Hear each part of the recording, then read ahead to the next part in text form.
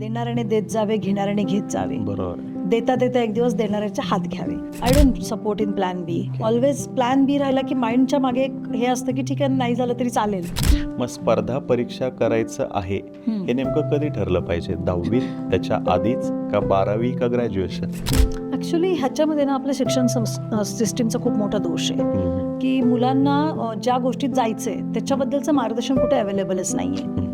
त्यांना माहितीच नाहीये की मला कुठलं पद मिळणार आहे, कुठे जाऊन मी बसणार आहे, माझ्या लाईफचं एम काय आहे. ते फक्त ड्रीमिंगमध्ये राहतात की मी होणार आहे, मी ह्या वर्षी होईल, मी पुढच्या वर्षी होईल. So it is all about the dreaming and not about the aiming. की मला एखादं आयडल समोर पाहिजे. एकलव्याने काय केलं होतं, द्रोणाचार्यांना समोर ठेवून त्यांची मूर्ती ठेवली होती आणि त्याला ज्या क्षेत्रात जायचं होतं त्यानुसार तो प्रयत्न करत राहिला. अर्जुनाच्या तोडीस तोड धनुर्धर होता तो. नमस्कार मित्रांनो, तुम्हा सर्वांचं स्वागत आहे. आज आपण UPSC आणि MPSC याच्याविषयीची माहिती घेणार आहोत. आपण जर का बघितलं तर महाराष्ट्रातील नवतरुण वर्गाला स्पर्धा परीक्षांची मोठी भुरळ पडलेली दिसून येते. प्रत्येकाच्या डोळ्यामध्ये स्वप्न आहे ते अधिकारी बनण्याचं, पण या स्वप्नाला दिशा कुठे मिळेल हे त्यांच्या लक्षात येत नाही आणि हे स्वप्न पूर्ण करताना वास्तव नेमकं काय आहे हेही त्यांच्या लक्षात येत नाही. आज आपण या दोन्ही प्रश्नांची सांगड घालण्याचा प्रयत्न करणार आहोत, उकल करण्याचा प्रयत्न करणार आहोत. आणि ह्याची उकल करण्यासाठी आज आपल्यासोबत पुण्यातील CIDच्या अधीक्षक वैशाली माने आहेत. मॅडम 2007 साली MPSC डिस्क्रिप्टिव्ह असताना त्यावेळेस त्यांचं MPSC मध्ये सिलेक्शन झालेलं आहे. काही मोजके जे अधिकारी होते, ज्या मोजक्या महिला होत्या, त्यांचं DYSP म्हणून सिलेक्शन झालेलं होतं, त्या त्यांच्यापैकी एक आहेत. तेव्हापासून आजपर्यंतचा त्यांचा प्रशासनातला दांडगा अनुभव आहे आणि त्यावेळेस म्हणजे ज्यावेळेस त्या प्रिपरेशन करत होत्या त्यावेळेस सुद्धा त्यांनी खूप मेहनत घेऊन त्यावेळेसची ती पोस्ट मिळवलेली आहे. आज आपण मॅडमसोबत चर्चा करणार आहोत आणि या सर्व प्रश्नांची उकल करून घेणार आहोत. पहिला प्रश्न मॅडम तुम्हाला, तर 2007ला प्रिपरेशन करत असताना मोबाईल उपलब्ध नव्हते, त्यावेळेस इंटरनेट नव्हतं जवळपास. मग नेमके चॅलेंजेस काय होते? प्रिपरेशन करायचं म्हटल्यानंतर पुस्तकं उपलब्ध नसतील. आज जसे अगदी 10 पावलावरती क्लासेस उपलब्ध आहेत तसे क्लासेस उपलब्ध नसतील. मग तुम्ही हे शिवधनुष्य नेमकं पेललं कसं? ॲक्च्युली इंटरनेट उपलब्ध नव्हतं ते चांगलंच होतं असं वाटतंय. पुस्तकं तेव्हाही अवेलेबल होती, आत्ताही अवेलेबल आहेत. आणि पुस्तकं वाचण्याचा एक आनंद स्पर्धा परीक्षेच्या माध्यमातून खरंच खूप चांगला आहे आणि मलाही तो खूप आवडायचा. पुस्तकं वाचणं मी एन्जॉय करायचे, पेपर वाचन, नवनवीन गोष्टींशी कनेक्ट होणं. आणि त्यावेळेला माझ्याकडे एक छोटासा फोन होता, तो नोकियाचा जो असतो छोटा एकदम, आशा वगैरे समथिंग काहीतरी होता तो. त्याचा वापर फक्त कॉलिंगसाठी असायचा, पण तेव्हा वेळेचं एवढं महत्त्व ठेवायचो आम्ही की तो फोन पण अभ्यास करताना बंद असायचा. आता प्रश्न असा झालेला आहे की त्यावेळेला पुस्तकं उपलब्ध होती, पण आता पावलोपावली क्लासेस पण आहेत आणि प्रत्येकाच्या हातात मोबाईल पण आहेत. सो प्रत्येकाला असं वाटतं की पुस्तकापेक्षा जास्त आपण व्हिज्युअली एकमेकांशी कनेक्ट झालो. क्लासेस जर ऑनलाईन अटेंड केले तर आपल्याला जास्त वाचन करण्याची गरज नाही आहे आणि तिथंच कुठंतरी स्पर्धा परीक्षेमध्ये मुलं थोडासा धोका खातात असं माझं ऑब्झर्वेशन आहे. तर वाचन खूप इम्पॉर्टंट आहे. तुम्ही म्हणलात मॅडम वाचन खूप इम्पॉर्टंट आहे, पण आज जर का आपण समाजामध्ये बघितलं, ही नवीन आलेली पिढी आहे त्यांचं वाचन फार कमी झालेलं आहे. म्हणजे आवडीची 4 पुस्तकं सांगा म्हणलं तरी सुद्धा कदाचित त्यांना विचार करावा लागेल की ही पुस्तकं सांगायची कशी. मग ही वाचनाची आवड मुळामध्ये असणं गरजेचं आहे का पालकांनी त्यांना ती आवड लावणं गरजेचं आहे की अजून दुसरं काही याच्या मागे असेल? आता हे 2 मुद्दे आहेत की मुलांना स्वतःला आवड असणं गरजेचं आहे आणि पालकांनी लावणं गरजेचं आहे. आत्ताच्या जमान्यामध्ये जर आपण बघितलं तर आईवडील दोघेही वर्किंग पॅरेंट्स आहेत.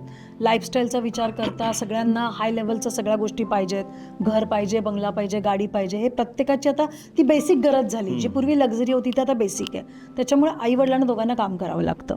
आता ते करताना ते स्वतःच कधी वाचत नाहीत, त्यांना वेळ मिळत नाही. जर खरंच आवड असेल तर स्वतःहून आवड जपतील, पण ती मुलांना लावण्यासाठी त्यांच्याकडे तितका वेळ अवेलेबल नाही आहे. आणि फक्त कामाच्या निमित्ताने नाही, ट्रॅफिक आहे, मेट्रोपॉलिटन सिटीजमधला स्ट्रेस आहे, ह्या सगळ्यातून त्यांना मुलांना वाचनाची आवड लावण्यासाठीचा वेळ उपलब्ध नाही. आता राहिला मुलांच्या शाळेतला विचार जर आपण केला तर आजकाल तुम्ही जर बघितलं तर मुलांचे सगळे मेसेज हे मोबाईलवर येतात. Everything is digital. Online classes चालतात. कोरोनाने तर आपल्याला डिजिटल लाईफची सवय लावली. आता ऑनलाईन क्लासेस चालतात, ऑनलाईन पुस्तकं आहेत, प्रोजेक्ट सगळे ऑनलाईन बनवायचे आहेत. अशा वेळेला मुलांना जी माहिती पाहिजे ती मुलं गुगल करतात इकडे ऑनलाईन क्लास चालू असतो, इकडे गुगल करतात, इकडे गोष्टी चालू असतात, इकडे गुगल करतात. आजकाल त्यांचं लाईफ एवढं गुगल झालेलं आहे की ते कदाचित आईवडील जर लावायला गेले त्यांना आवड, तर ते म्हणतील कमॉन यार तुम्ही आमचा टाईमपास करताय. सो वाचनाची आवड जी आहे ती शाळेपासून जर बदलत गेली, शाळेमध्ये पूर्वी 1 तास वाचनाचा असायचा, पूर्वी आमच्या शाळेमध्ये होता, एक लायब्ररी असायची आणि वाचनाचा 1 तास असायचा, तर कंपल्सरी सगळे वाचन करायचे आणि मग त्या वाचनाची गोडी तयार व्हायची. पण आजकाल ती गोडी थोडी कमी झालेली आहे. तुमच्या घरी जर न्यूजपेपर येत असेल तरी मुलं मोबाईलवर पेपर वाचतात, त्याच्यामुळे न्यूजपेपरचा पण भर आता हळूहळू कमी होत चाललेला आहे. त्याच्यामुळे ही बेसिक आवड शाळेपासून तयार करणं गरजेचं आहे असं मला वाटतं आणि त्यात शाळेची भूमिका जास्त इम्पॉर्टंट आहे. आत्ता तुम्ही उत्तर देत असताना मॅडम म्हणालात की मुलं गुगल करतात म्हणून तुम्ही हे ॲक्शन करून सांगितलं. आणि थोड्या वेळापूर्वी मी आणि माझे सहकारी जेव्हा चर्चा करत होतो तर तेव्हा आमच्या बोलण्यामध्ये असा एक मुद्दा आला की वाचन करणारी पिढी आहे, मोबाईलवरती वाचत असतील किंवा पुस्तकं वाचत असतील, पण स्पर्धा परीक्षेचा अभ्यास करत असताना नुसतं वाचून भागणार नाही आहे, तर ते उत्तर लिहावं पण लागेल. म्हणजे 2007ला ज्यावेळेस तुम्ही परीक्षा दिली होती, एका दिवशी 2 पेपर लिहावे लागतात. मग पहिला पेपर 3 तासाचा, दुसरा पेपर 3 तासाचा, आणि आजवरच्या आयुष्यामध्ये आपण फक्त 3 तासाचा एका दिवशी एकच पेपर लिहिलेला असतो आणि मधल्या काळामध्ये आपण गुगल करून लिहिण्याची सवय मोडलेली आहे. मग आता ह्याच्यावरती मात कशी करायची? म्हणजे मी अभ्यास केलेला आहे, मी वाचन केलेलं आहे, पण नेमकं आता मला लिहिता येत नाही आहे. एक जण आमचा सहकारी मगाशी म्हणला पण की 3-4 वर्षापूर्वी मी शेवटचं काहीतरी लिहिलेलं होतं. म्हणजे ही वास्तव परिस्थिती आहे. मग आता ह्याच्यावरती उत्तर कसं शोधायचं? ॲक्च्युली मी असं म्हणेन की वाचन जरी सुटलंय तरी लिखाण सुटलेलं नाही आहे. ओके. कारण गुगलवर जे वाचतात त्याच्या नोट्स तर मुलांना बनवाव्याच लागतात, सबमिशन्स तर शाळेत करावीच लागतात, त्याच्यामुळे लिखाण तर आहेच पण वाचन कमी झालंय. मग ते गुगलवर वाचू देत किंवा कशावरही वाचू देत. माझ्या घरामध्ये मी बघते माझी मुलगी इतकं प्रचंड लिहिते, म्हणजे 200-200 पानांचे प्रोजेक्ट बनवते, पण ती ऑनलाईन बघून लिहिते. म्हणजे लिखाण आहे पण वाचन नाहीये, किंवा ज्या ऑथेंटिक सोर्समधून तुमचं लिखाण व्हायला पाहिजे ते होत नाहीये असं आपण म्हणू शकतो. त्यामुळे लिखाणाची कमतरता आहे असं वाटत नाही.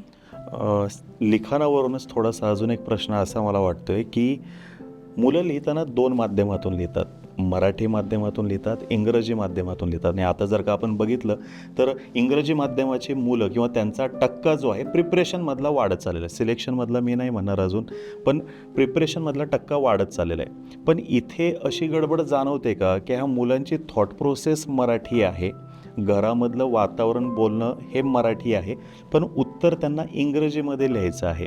मग इथे थोडंसं त्यांचं गोंधळ उडू शकतो का? कारण की आपली लिहिण्याची प्रोसेस कशी, आपण विचार करतो, त्याची काहीतरी मांडणी आपल्या मनामध्ये तयार होते आणि मग हात आपला सुरू होतो. मग गोंधळ उडू शकतो का? काय वाटतं तुम्हाला? हां, म्हणजे गोंधळ उडू शकतो मुलांचा की घरामध्ये जर तशा टाईपचं वातावरण नसेल की इंग्लिश ही पण एक आपल्याबरोबर चालणारीच लँग्वेज आहे. आता आपण जर बघायला गेलं तर त्यामानाने इंग्लिश लँग्वेज सोपी वाटते पण हिंदी अवघड वाटते. हिंदीचं पेपर लिहिताना मुलांना जास्त टफ जातं जेवढं इंग्लिशचं जात नाही, कारण इंग्लिश आपल्या लाईफचा एक पार्ट बनलेली आहे. पण तुम्ही जसं म्हणता तसं की थिंकिंग प्रोसेस मराठीतून आहे आणि ते लिहायचं इंग्लिशमधून, तर कुठं ना कुठं ह्याच्याबरोबर क्लॅशेस हे नक्कीच मानसिकतेत होतात. आणि प्लस तुम्ही जेव्हा गव्हर्नमेंट जॉबमध्ये जाता त्यावेळेला तुमचं सगळं कामकाज जे आहे ते मराठीतून आहे. जोपर्यंत तुम्ही कोणत्या अगदी दिल्ली वगैरे तिथे काम नाही करणार तोपर्यंत तुमची शासकीय कामकाजाची भाषा ही मराठी आहे. सो तुम्हाला तिथं पण गेल्यावर परत ते कन्फ्युजन सुरू होतं की ह्याचा अर्थ काय लावायचा, ह्याचा अर्थ काय लावायचा. सो हे क्लॅशेस तर आहेतच, पण आता जेव्हा स्पर्धा परीक्षा देणार त्यावेळेलाच त्यांनी 2 ऑप्शन दिलेत, तुम्ही इंग्लिशमध्ये लिहू शकता किंवा मराठीत लिहू शकता. आता प्रत्येकाला त्याच्यामध्ये ऑप्शन आहे की तुम्हाला ज्या थॉट प्रोसेसने लिहिणं शक्य आहे. जे इंग्लिश मिडियममधले मुलं आहेत त्यांना मराठीत लिहिणं शक्य नाही आहे. ओके. कारण ही फॅक्ट आहे की ते तेवढ्या स्पीडने लिहू नाही शकणार.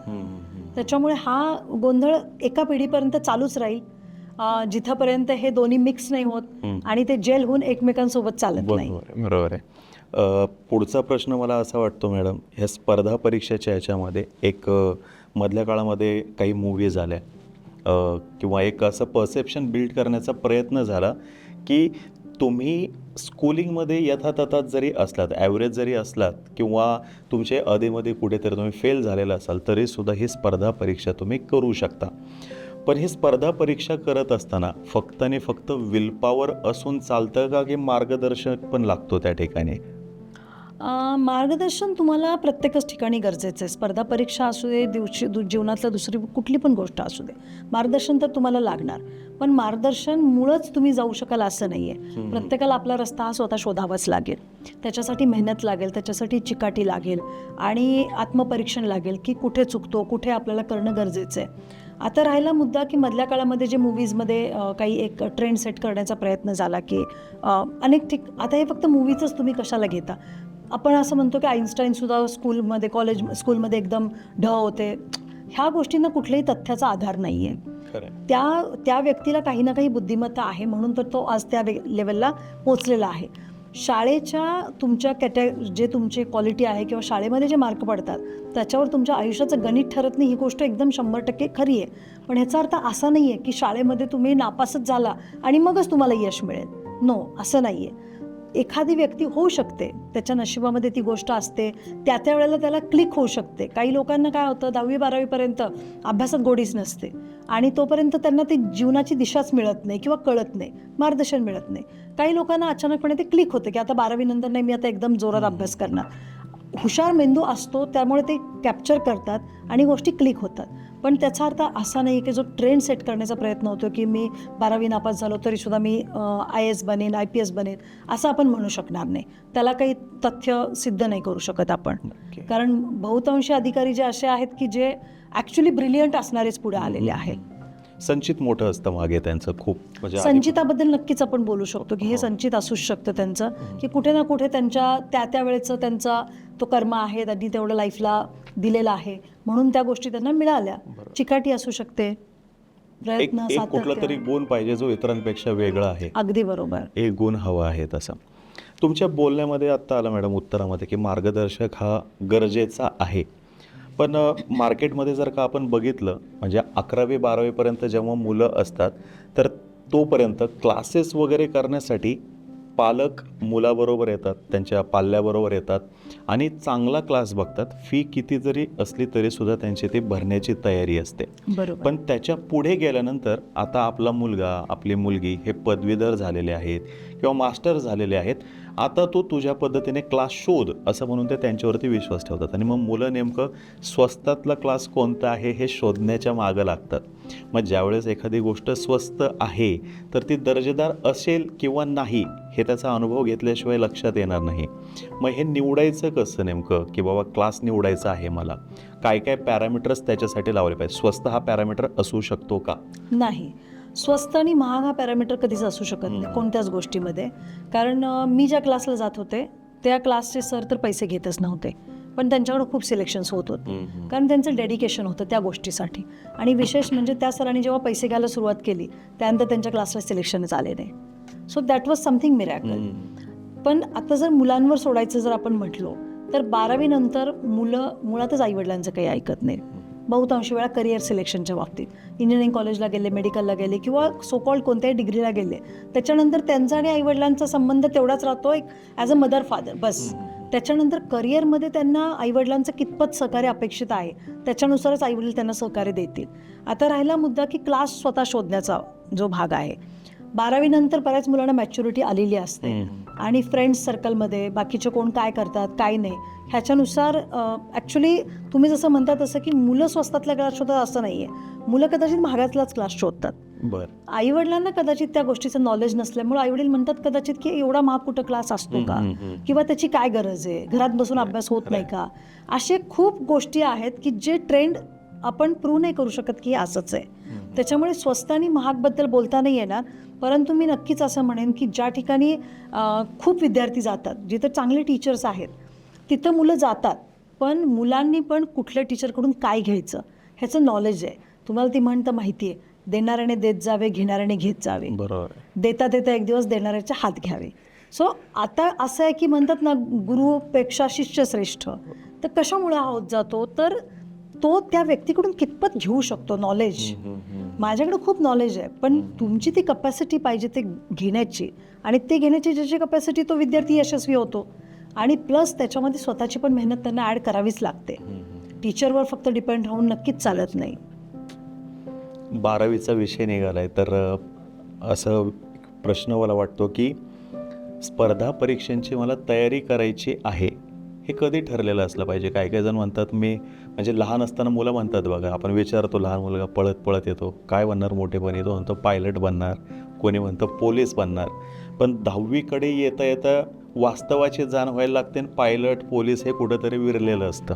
मग स्पर्धा परीक्षा करायचं आहे हे नेमकं कधी ठरलं पाहिजे? 10वीत, त्याच्या आधीच, का 12वी, का ग्रॅज्युएशन? ॲक्च्युली ह्याच्यामध्ये ना आपल्या शिक्षण सिस्टीमचा खूप मोठा दोष आहे की मुलांना ज्या गोष्टीत जायचं आहे त्याच्याबद्दलचं मार्गदर्शन कुठे अवेलेबलच नाही आहे. की मला एखादं आयडल समोर पाहिजे. एकलव्याने काय केलं होतं, द्रोणाचार्यांना समोर ठेवून त्यांची मूर्ती ठेवली होती आणि त्याला ज्या क्षेत्रात जायचं होतं त्यानुसार तो प्रयत्न करत राहिला. अर्जुनाच्या तोडीस तोड धनुर्धर होता तो. त्याच्याबरोबर त्याचे फिजिकली सर नव्हते. परंतु आपण जेव्हा हा विचार करतो की 12वी नंतर मला काय करायचंय, 12वीला सुद्धा 11वी 12वीला सायन्सला जायचे का नाही हा निर्णय सुद्धा मुलं घेऊ शकत नाही. कारण की त्यांना माहितीच नाही की कुठल्या ठिकाणी गेल्यावर काय मिळणार आहे. आता पायलटचं उदाहरण जर आपण म्हटलं, आजपर्यंत कुठं तुम्हाला दिसलं असेल नसेल की पायलट होण्यासाठी काय क्रायटेरिया लागतो, ह्याचं गुगल जर नसतं तर तुम्हाला आजपर्यंत माहिती पण नसतं झालं.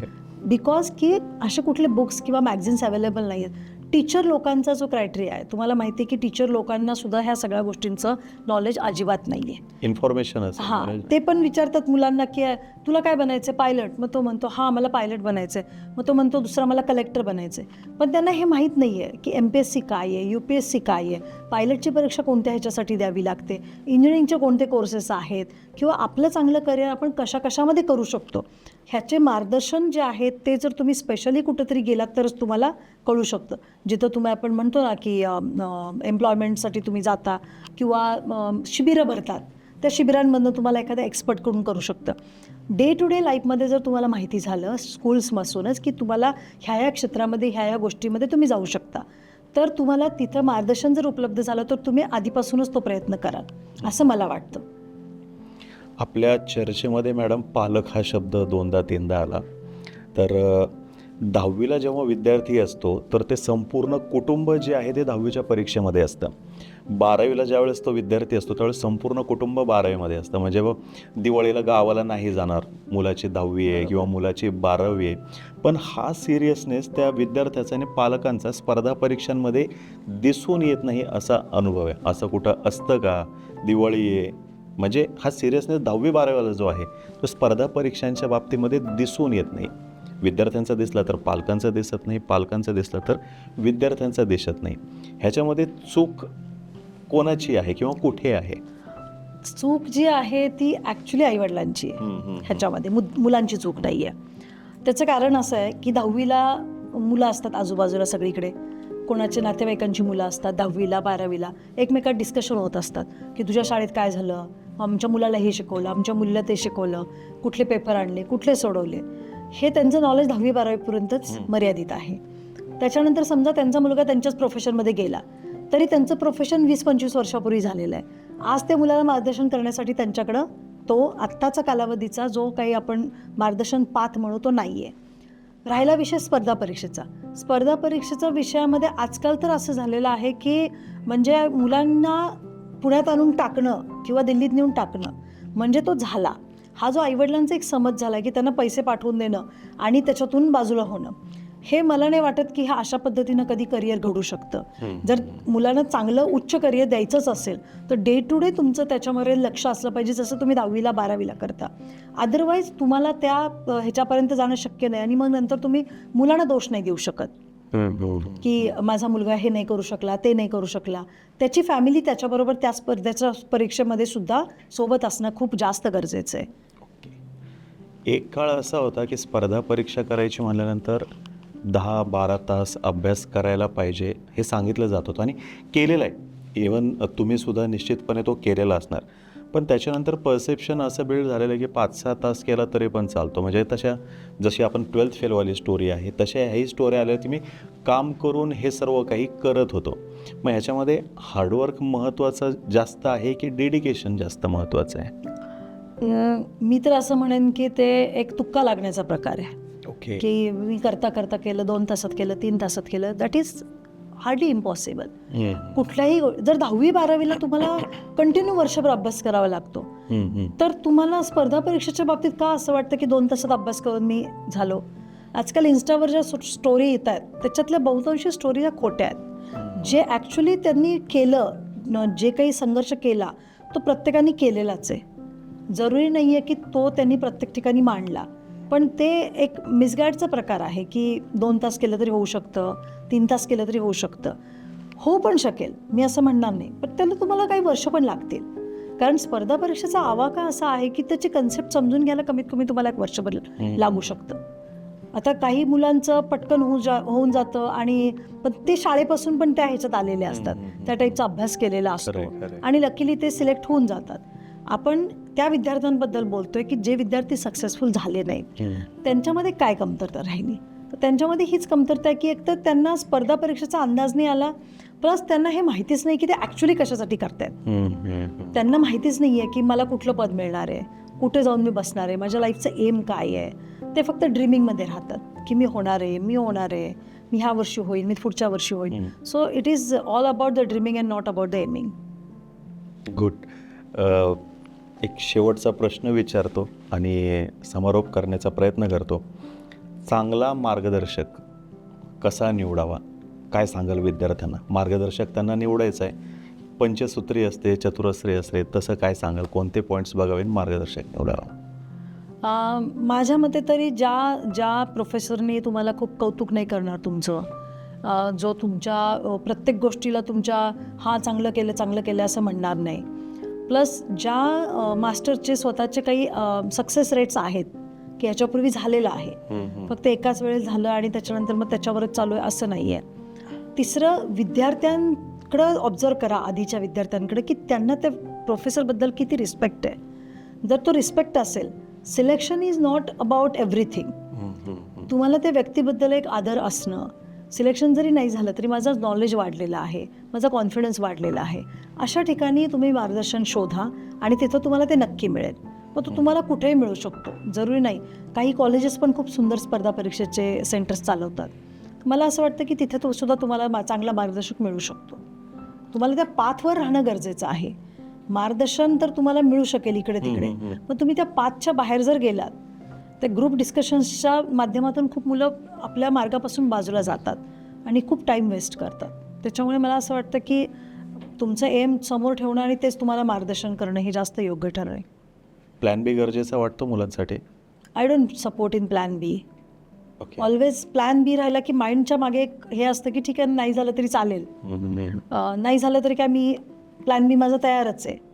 ही कन्सेप्ट कुठल्या तरी एका क्लासनीच आणली होती, विन विन सिच्युएशनची, but I never supported that concept की विन विन सिच्युएशन नाही. तुम्हाला जेव्हा पर्यायच नाही ती गोष्ट करण्याशिवाय, तुम्हाला माहिती की मला हे करायचंच आहे, तेव्हाच तुम्ही करू शकणार.